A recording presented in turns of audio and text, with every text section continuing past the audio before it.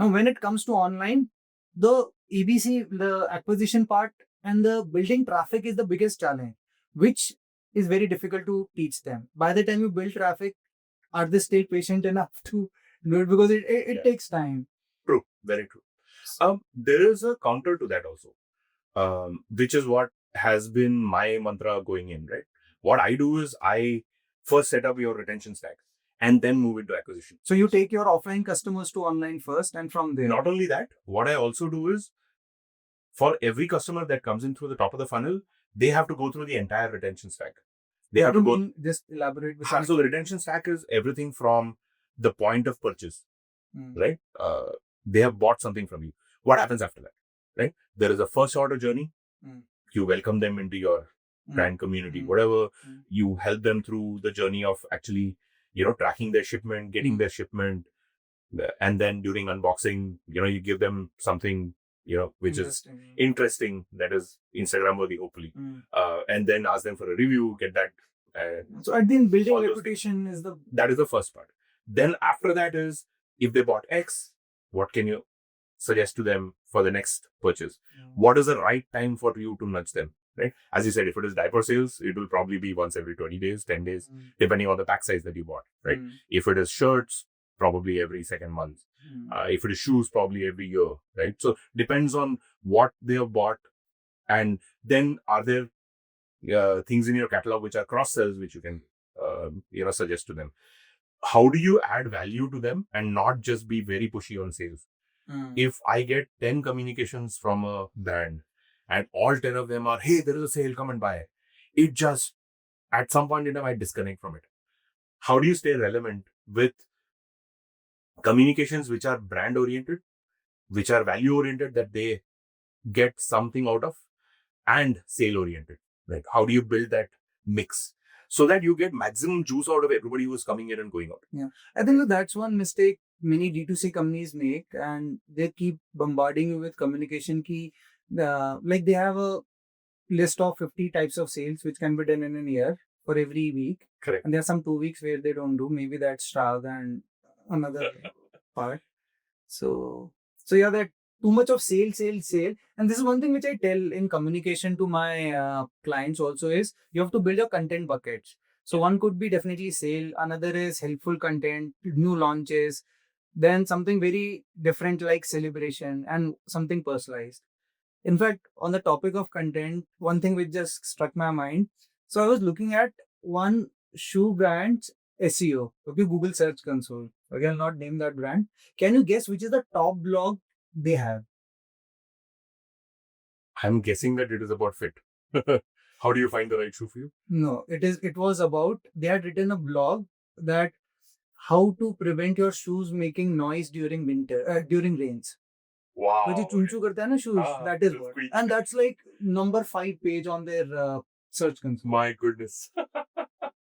So helpful content which does not have an intent to sell. Yeah. But it is unique. It is like a long tail thing. I don't know how many, I have never searched about something like this, but it works. Yeah. So I give you a classic example. Pick Your Trail. I have been a customer of theirs for, I don't know, about 10 years now. From the early days. It happens to be a friend of mine who runs it, but I am a loyal customer not because of him. I started because of him, but I have been a loyal customer because of the way they talk to me and the way they service the entire, planning of the trip and the execution of the trip. They handle the international trip. It's like India Hikes. India Hikes is specifically for, hiking and stuff. Okay. This is international travel. It's like a farmer's cook, if you will, but a lot more personalized, right? So they don't do charters. They do individual personalized trips, depending on what you want to do, right? Number one, the way they build that first order journey, right? As soon as I come in and I say, hey, I'm interested, I'm giving you the money. How do you think about orchestrating a person's experience, right? Now, I had a family. My kid was, 5 years old at that time. We were doing our first international trip with her.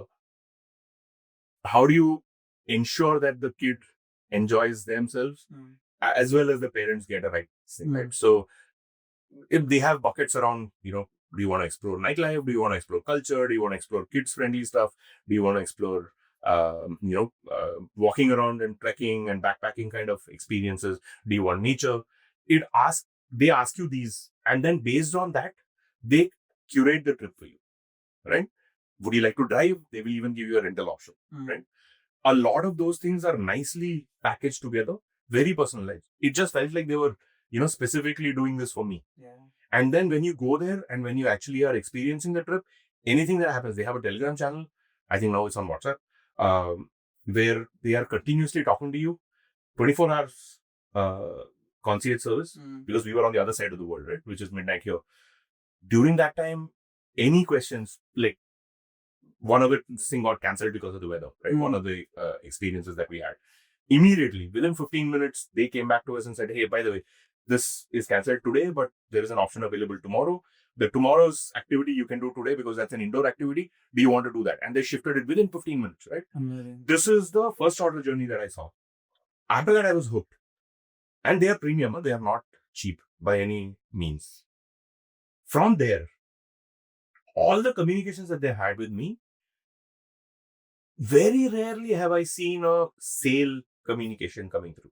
Arey, this trip only had 1 lakh, right? Nothing like that. All their communications have been based on what I did. We are more, nature and culture stuff. 10 cultural experiences that you have in Europe. 5 things that you can do in Southeast Asia. Places that you can visit by season, right? Like Japan is cherry blossoms, right? So depending on the season where you can go, what are the places that you can visit? It has always been reasons to make you travel. Yeah, inspiring. It is almost like a travelogue. It's right, and that's what they talk about, and that's where they talk about other people's journeys, testimonials of other clients who have done this, and it is all travelogues. Here is what you want to do. He's giving you reasons to travel. And by the way, if you want to travel, we are there. There is no explicit or very less explicit thing that says, come to Pick Your Trail and do this. Yeah. It is always, Pick Your Trail is there in the branding and in the communications everywhere, but they don't explicitly say, come to us. Yeah.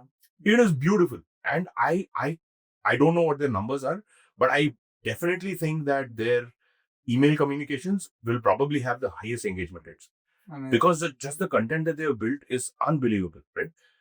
And they have extended that to a YouTube channel with travel blogging, right? They've got influencers to do this as well with them. They are signed up with tourism departments of various countries and are promoting tourism with them. Unbelievable the way they have. I love the passion which you're talking about it. They will definitely get a reel for this. But I am a very lazy planner. Okay, most of my trips have been planned like 3 days ago. And I generally copy the thing of the trip of somebody who was done and who's talking very passionately. I said, "अच्छा अपना trip का itinerary मुझे WhatsApp करते," because it's very stressful to plan. It is very stressful. And then you have to optimize for cost, time, bookings, photographs, Instagrams, everything you have to do. And then being a vegetarian, another problem. Increasingly, that is better now. But 10 years ago, 10 years ago, it was very bad. The planning aspect of it and during the trip as well, right? When I was a bachelor, I used to do backpacking a lot, right? That you could rough it. Yeah. But when you have a family, it's very hard to do. So I think what happens is, people think marketing is one thing, customer experience another thing. The biggest driver of retention is not marketing. It is customer experience. It is consumer experience, and that consumer experience goes back into loyalty. Absolutely. Yeah.